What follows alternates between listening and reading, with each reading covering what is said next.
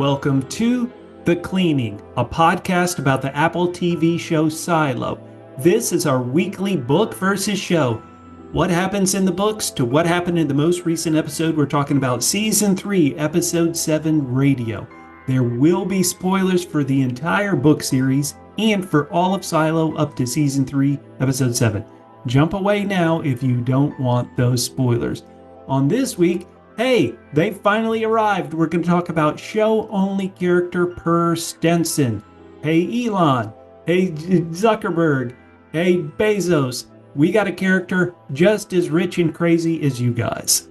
Plus, I'm going to go into the so far book-only character Troy and why the show isn't including him. And forget that. I'm going to say how the show could have tried to include him. Why not try? Everybody says, oh, you couldn't do it. You couldn't do it. Well, I'm going to pitch a way that the show could have done it, and why not try to give show watchers the same thrill that Troy gave book readers when they read and fell in love with these books. Plus, I'm going to get to your feedback, and the feedback goes in all sorts of directions. We talk about Daniel and Helen. We talk about the mystery of the missing supplies, which also still feels like a show-only creation. Plus, the Juliet and Lukas, and are Lukas and Patrick Kennedy dead? Show-only character Patrick Kennedy dead. We're going to cover all that stuff.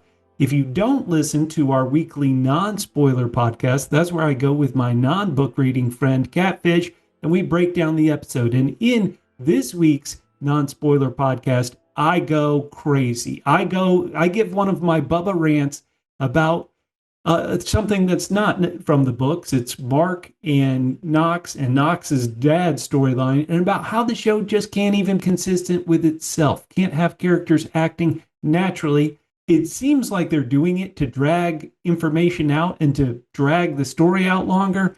I went into a rant. I don't think I'm going to go into a rant here, but as usual, I get feedback all the time from you guys who I love. I love all your feedback.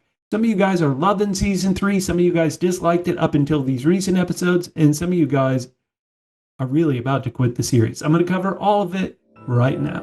I'm going to begin by looking at Episode 7 of Season 3, Radio, and comparing it to the books. And this is kind of becoming a repetitive segment where I say, okay, this happened in the show, not from the books. This happened in the show, not from the books. So I'm going to try to do it as quickly as possible. In the Daniel and Helen Before Time storyline, many of these characters, minus Per Stensen, and the character I like to joke is Joe Biden, malarkey, who looks like Joe Biden, they may be based from book characters, Per Stensen and this Joe Biden lookalike, but if so, I haven't figured it out. Write me in the comments on YouTube or write me on social media at WPHQ if you have an idea of who these two characters are based on. But all the other characters on that plane ride are characters from the books. We have Dr. Victor, who faces a sad fate in the third book, Dust. We have Daniel and Helen. I always point out, but Daniel and Helen are married and in love before the second book, Shift, even starts. Here, we've just finished Season 3, Episode 7. I wouldn't call their relationship love yet, would you?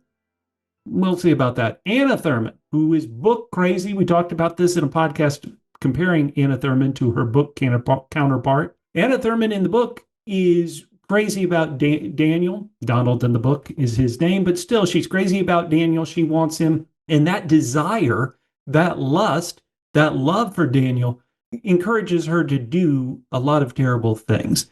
I asked in the podcast about Anna Thurman in the book versus Anna Thurman in the show, if nowadays, 2026, if you do characters like that who are just, kind of infatuated with someone.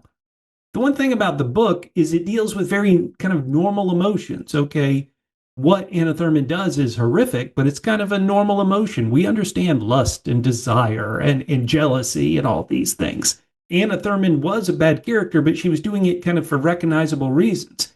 Through 7 episodes, I can't think of a single reason why this Anna would do something evil like that at the, as I call it, the Silo Grand Opening Party. But if you've read the books, you know it's a political party national convention. So where's the show going with it? I don't know. Anna isn't even going to be into Daniel. She seems to be into giving foot massages to Daniel's sister, Charlotte. This could be a great change. I'm not going to say it's a bad change just because it's not how it went down in the books. But through just this one episode, it's not like I've really seen a great reason for it, and I'm not sure it adds anything to the storyline. Hopefully it will. Show, come through. I believe you've let us down a number of times, but show, come on, come through, give us something good in this new relationship you're creating. Let's talk about Anna Thurman's mother, Senator Thurman. Now, this is a huge change from the books, and I don't even mean the gender flop. I mean that in this episode, Senator Thurman tells Daniel, quote, Per Stensen is the brains, I'm just a believer. Now, you would say Senator Thurman is a big believer, but isn't Senator Thurman in the books the brains? It really, really feels like they're the brains. And by making Per Stensen the brains, does that, we always talk about, can the show strengthen some of these characters from the books?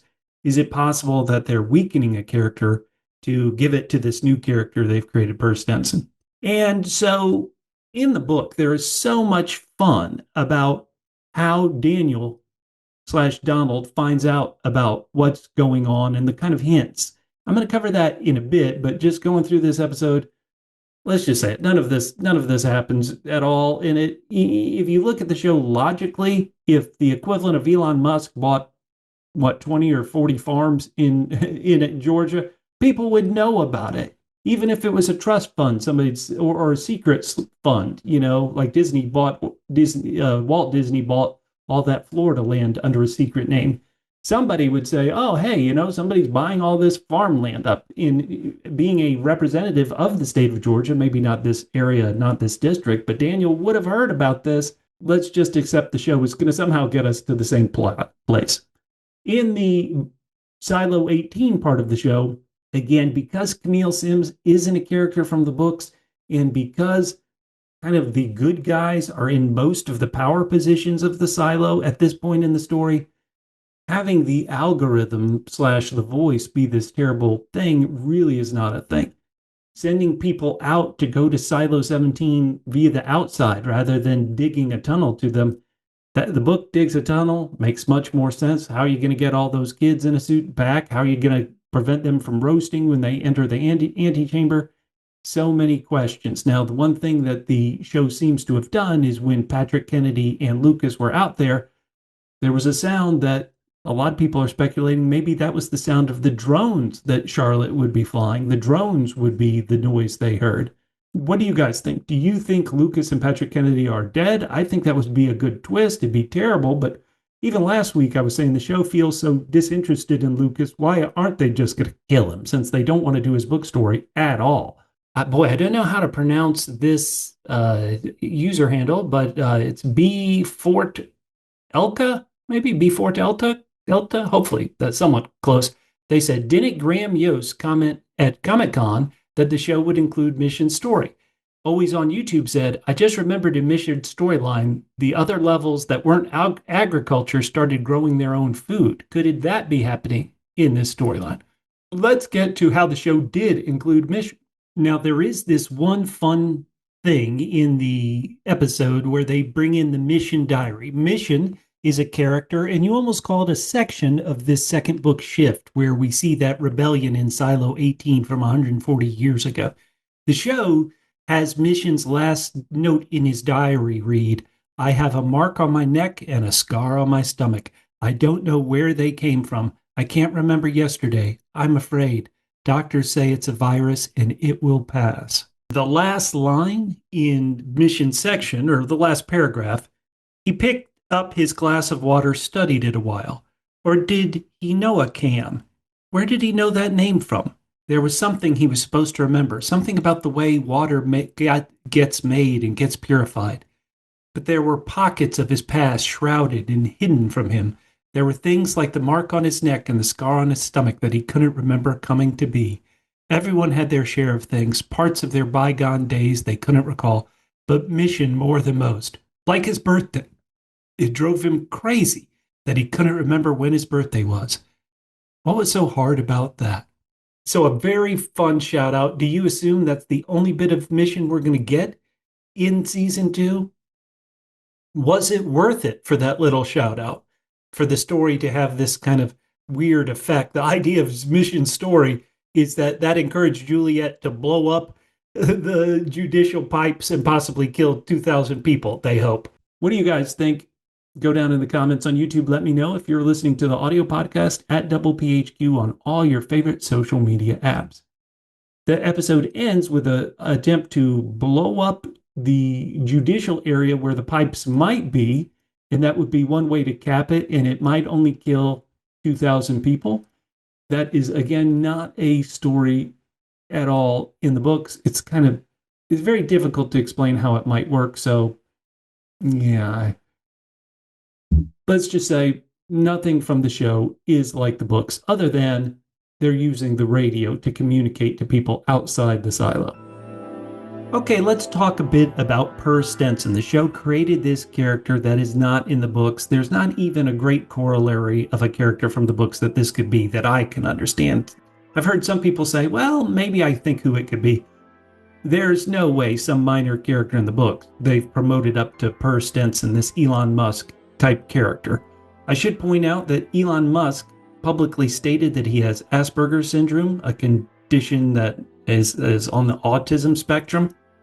And did you guys feel that Per Stensen was giving that, or was it just maybe like socially awkward, like kind of the Daily Show and people joke about Mark Zuckerberg, the Facebook founder? Now, why would you create a character like this? Maybe it's more believable in our modern world that the rich and powerful control everybody and governments kind of bend to their will. I'm going to talk briefly about politics, and I know that's the one thing nobody wants to, real world politics. I know that's something that nobody wants to really deal with when we're dealing with this escapist TV.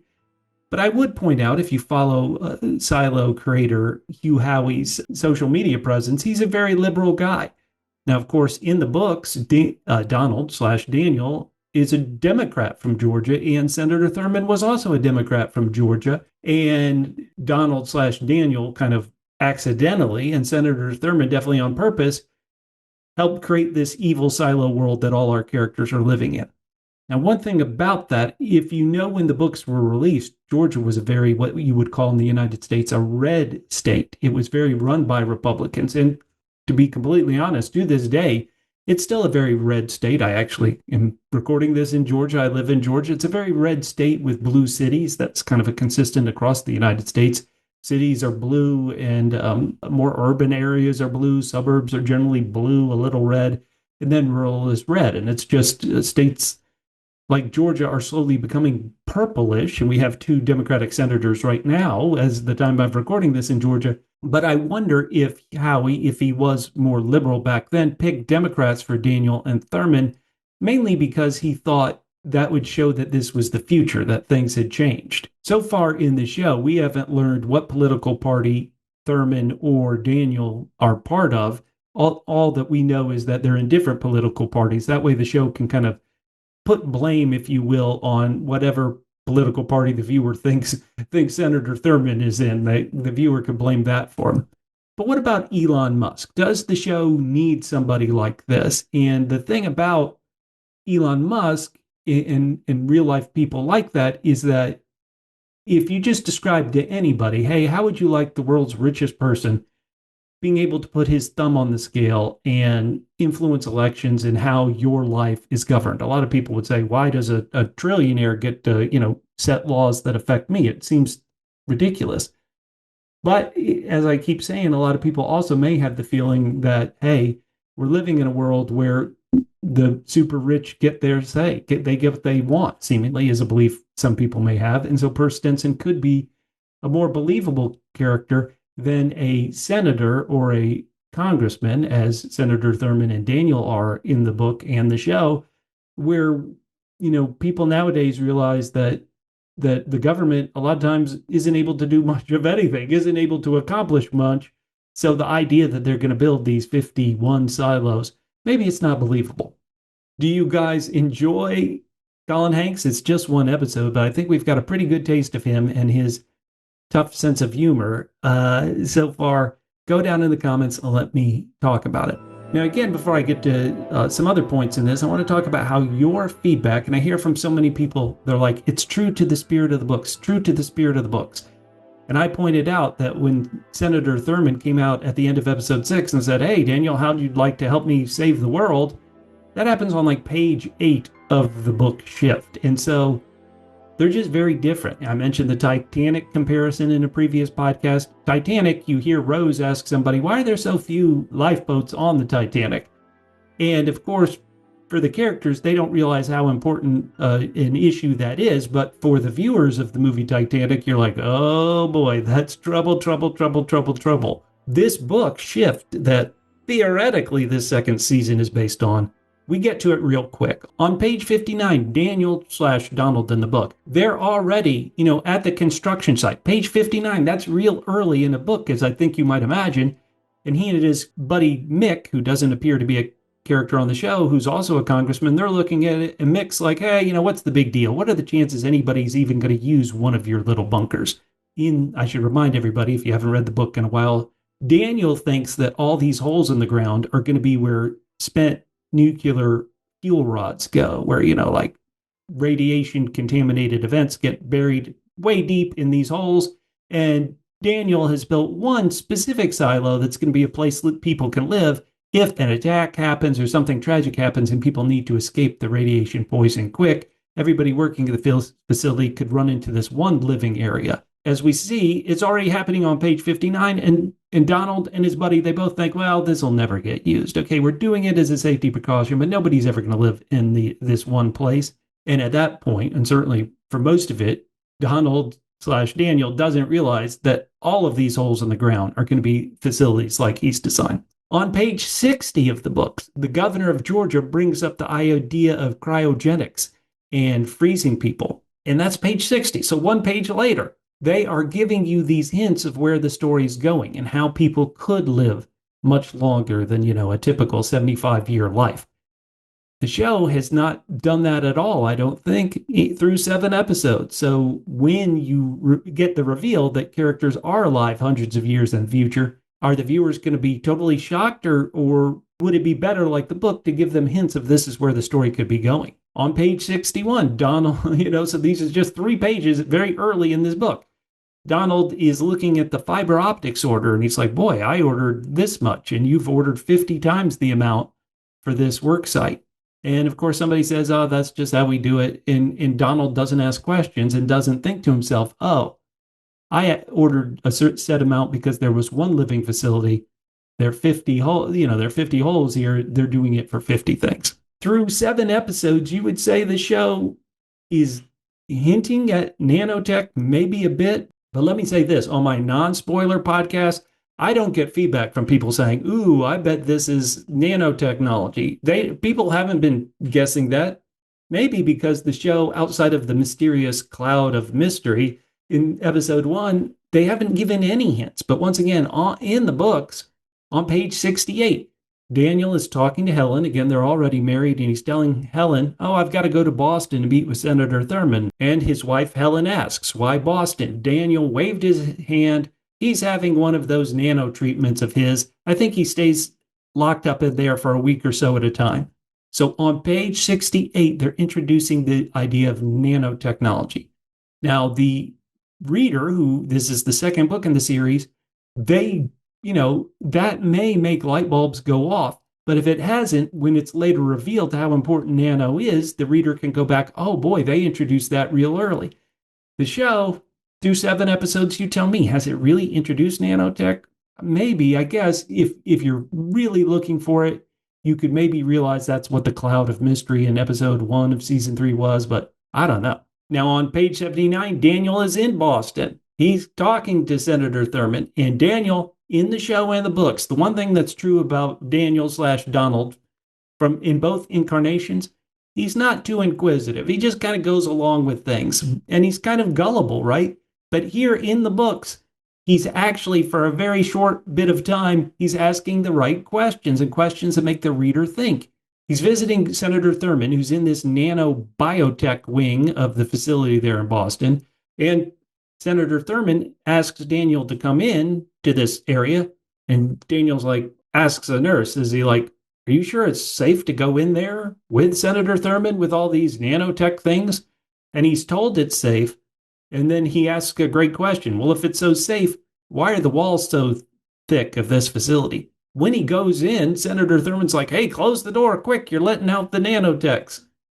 Daniel is really skeeved. He's like, oh boy, this is creepy. It's great. It's giving Daniel's experiencing it. And as the reader, we're experiencing Daniel experience it immediately. And so we are in the moment. Can the show get to a fun moment like that? Hmm. Oh boy, you know my thoughts. On page 84, Senator Thurman tells Daniel why we went to Iran. It wasn't, because of nuclear threats or nuclear weapons. We went to Iran because they had stolen nanotechnology from Israel. So, once again, the reader knows everything so early. It's all this information. It's like building blocks building up to a big disaster, as we know.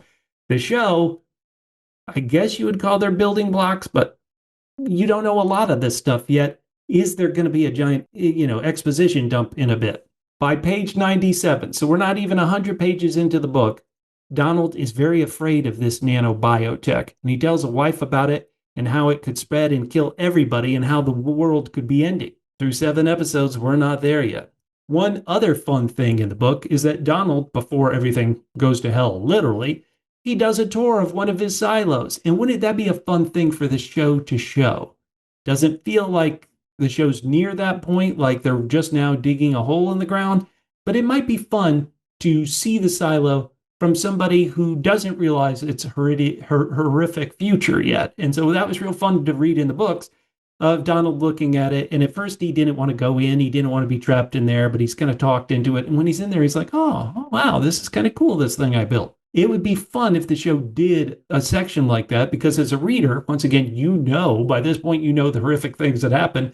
And it's fun to watch somebody be so clueless as to what's going to happen. Of course, this leads up to the grand opening party, as I call it, but it's really the Democratic National Convention. All goes to hell. And Daniel is still completely clueless. He still thinks it's one living facility and it's a bunch of other holes for radioactive waste. Slowly, he's finding out, wait a minute, my wife is going into that one. Isn't that one a hole for radioactive waste? Incredible. I loved it. I don't think the show's going to get anywhere close to these moments. I mean, I think everybody will go into a silo, and I think it is going to be a disaster, and people are going to have to run in, but oh boy. Oh boy, boy, boy. You know what? Hey, I'm going to end the podcast with my idea of how the show could have done the Troy story, and who's to say they still won't do it this way, but a lot of people always say, oh, you couldn't do the Troy story on the show because of visuals. I'm going to pitch a way you could kind of do it. Let's see if you agree. But first, I want to get to your feedback. Zombie Italian, a great listener who always gives great questions and feedbacks. Zombie Italian said he really missed the part from the first book. And he was saying, we're the only ones in the world that are left. How did no one else see this coming? And it's a great part of Lukas's story in the first book, Wool. So I've got a couple of page markers here, and I'll talk about how, once again, the show doesn't get to these things that the book was dealing with. So this is on, page 387, my copy of Wool. Let me read it to you. Let me set it up first, though. Lukas is talking to Bernard. Lukas has just been made head of IT shadow to Bernard. Bernard hadn't had a shadow for a long time. Lukas is. And Lukas is reading the order. He's reading everything. He's learning a bunch of things. And he and Bernard have this discussion. So let me read it to you. Lukas sat there a while, staring at Bernard's back, the knotted cord of his master's keys sticking out of the top of his undershirt. I figured they must have known it was coming, Lukas said, unable to stop himself from perseverating about it. He had always wondered about these things, but had suppressed them, had found his thrills in piecing together the distant stars that were so far away as to be immune to the hillside taboos. And now he lived in this vacuum, the hollow of the silo no one knew about, where forbidden topics were allowed, and he had access to a man who had seemed to know the precious truth. You aren't studying, Bernard said. His head remained bent over his keyboard, but he seemed to know that Lukas was watching him. But they had to have seen it coming, right? Lukas shifted in his chair and turned around a little. I mean, to have built all these silos before it got so bad out there? Bernard turned his head to the side, his jaw clenching and unclenching. His hand fell away from the mouse and came up to smooth his mustache. There are things you want to know, how it happened. Yes, Lukas nodded. Do you think it matters? What happened out there? Bernard turned and looked up the schematics on the wall, then at Lukas. Why would it matter? Okay, now I'm going to jump ahead a bit. to page 414. This is where Lukas is talking to what you would call the show's algorithm, and Bernard is there. So you ready? Lukas has been approved as the shadow, and Lukas wanted to say he had no questions. He wanted to get off the line. He wanted to speak with Juliet. And at this point in the story, Juliet is in Silo 17. She hasn't come back yet. And they know they can communicate via radio. But Lukas has to ask this question to the voice, aka the algorithm. How did this all begin? It could have been a fan on the server whirring to life, but he thought he heard the man with the deep voice sigh. The voice says, "How badly do you wish to know?" Lukas feared answering the question honestly. It isn't crucial, but I would appreciate a sense of what we're accomplishing, what we survived. It feels like it gives us a purpose, you know? The voice says, "Consider this. What if I told you there were only 50 silos in the world, and that here we are in this infinitely small corner of it?" Lukas thought about this. It felt like another test. "I would say that we were the only ones." He almost said that they were the only ones with resources, but he'd seen enough in the legacy to know that wasn't true. "I'd say we were the only ones who knew," Lukas suggested. The voice responds, "Very good. And why might that be?" It's because he tried to make sense of the answer in his head, tried to imagine that such an idea could possibly verge on the truth. "It's not because we knew," Lukas said, sucking in a gasp of air. "It's because we did it." That is a great section, and here it is in the very first book. And the show isn't even close to those type of questions from people in the silo, coming to those realizations of in the silo. Why they would not give that to the viewers, I don't know. I suppose at the end of this season, when the Silo grand opening party, as I keep saying, it happens, everybody will realize we did it, we caused it. But why they didn't put that in the show earlier? Great question, great point from Zombattalion. Hopefully you liked it. Let me get to more of your feedback real quick before I get to my how would they do Troy storyline. Groot Root said, "The thieves are not only stealing light bulbs, they're also stealing rebar, which means they are reinforcing something, probably a tunnel." There we go. And Groot Root thinks the voice of the algorithm is actually Dr. Victor, not our boy Daniel. Mike wrote, "The idea of another silo stealing from critical supply is a complete non-starter for me." Mike continues that the grand opening, that I keep calling it, the Democratic National Convention in the books, is the trilogy, this trilogy's equivalent of the Game of Thrones trilogy, Red Wedding. I agree. It's that powerful, and please, show, somehow don't screw this up. Back to the critical supply, Bill J. wrote, "I thought maybe rebels are stashing the grow lights to force silo management to go outside." Ooh, that would be sweet. Are you guys still wrapped up? It didn't have much in episode 7, but are you still wrapped up in the who killed Orla Kent, who stole supplies storyline? Let me know. Everybody is so excited for the Silo grand opening party, as I call it. And Brandon TV said, "What would you say is your favorite moment from the book Shift?" For me, it was the moment when they arrived to the opening ceremony. After Thurman's speech and they're singing the national anthem and the bombs start going off, Daniel scrambling to find Helen, but everything is so different in the show. I agree with you. And to be honest, that's also my favorite moment in, whoops, I'm holding the wrong book. In this book Shift, that's my favorite moment. And so, I can only hope the show can somehow get whatever they're going to do, make it as good as that.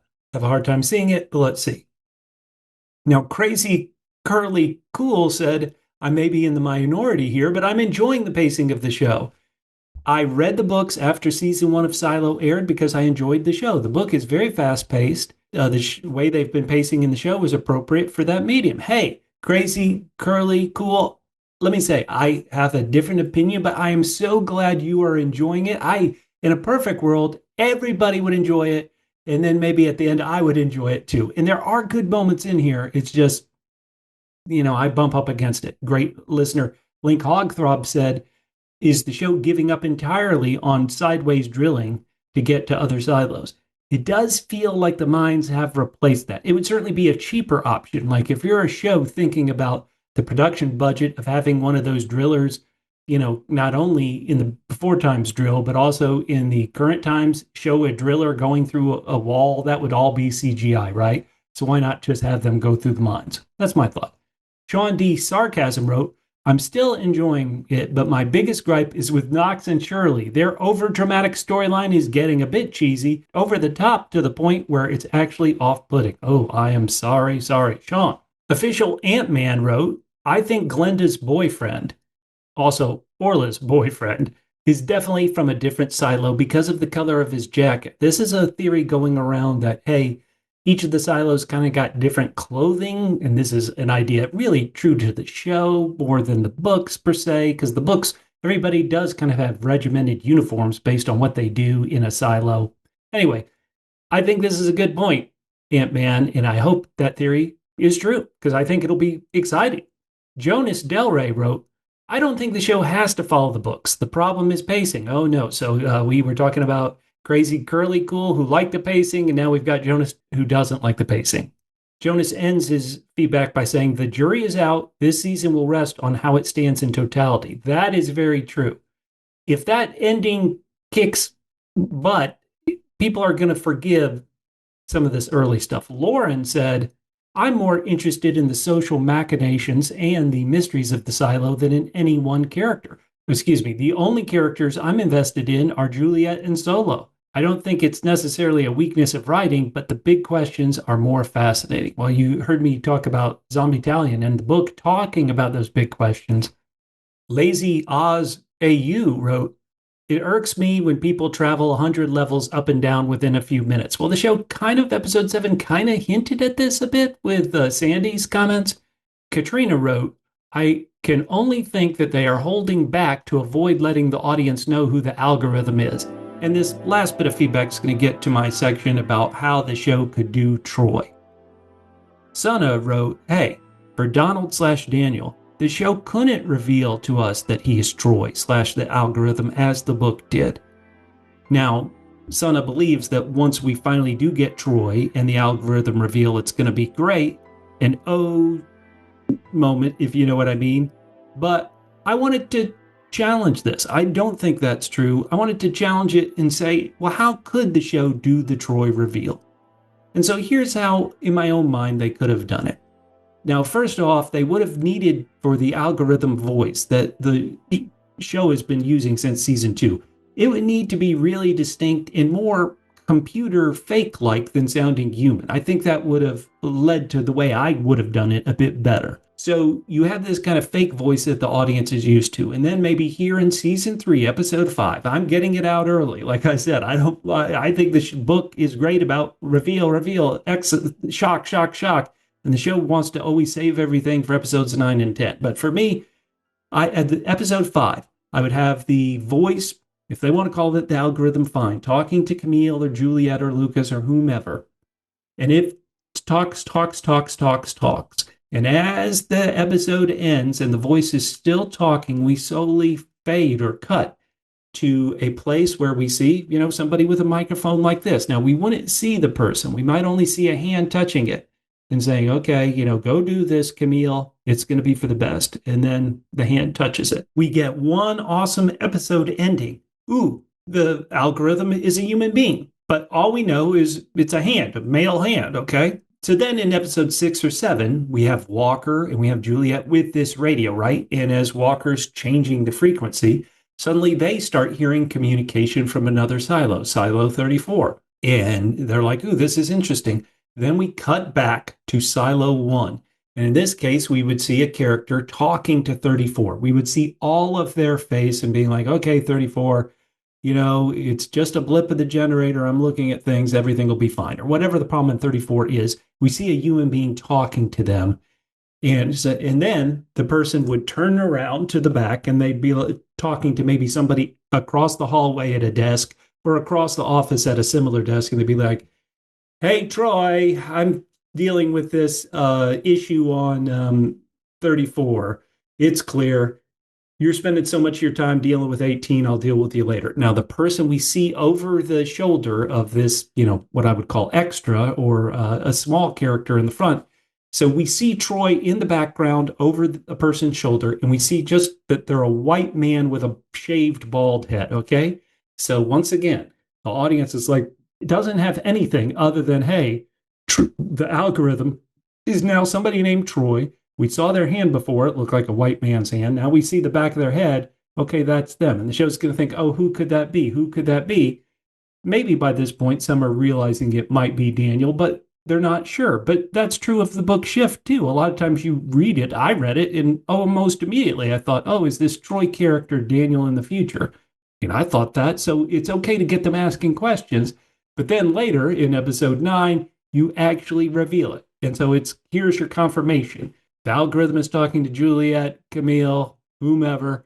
We cut and we see, the hand on the microphone. Yeah, you've got to do this. It'll be okay. Now, again, the voice we're hearing is the voice that Silo 18 hears, which doesn't sound anything like Ashley Zuckerman, the actor who plays Daniel. But then, da-da-da-da-da-da-da, da-da-da-da-da-da, cut into Silo 1. We see the hand on the microphone. Yes, Camille, that's the way you do it. Then it slowly pans up and we reveal there is Daniel, weathered with a complete bald head, completely different look, but we can tell he is alive in the time of the silo. So over mine, that goes across only 3 episodes, but it is 3 episodes of bam, shock. Ooh, here's a giant reveal. Ooh, here's a giant question. Here's something where it feels like the show is just going to lead up to just one single solitary shock. It's going to be great. I agree with Son of 3. It is going to be great, but it is just one shock. What do you think? Do you like my idea? Is that a way you could do it? And I'm just saying that's just one idea, and I literally just came up with it off the top of my head. Certainly, if these writers are talented writers, they could do even better to really build it and have great reveals over multiple episodes. Do you have a better idea? Go down in the comments and let me know. Okay, I'm going to wrap up there on this week's Book versus Show Spoiler Podcast. Hope you like it. If you have questions or comments on social media, we're at PHQ on YouTube. Go down. I read every comment. Try to give my thoughts to every comment. But either way, you're my co-host on this podcast. And next week, we're going to be at episode 8. Wow.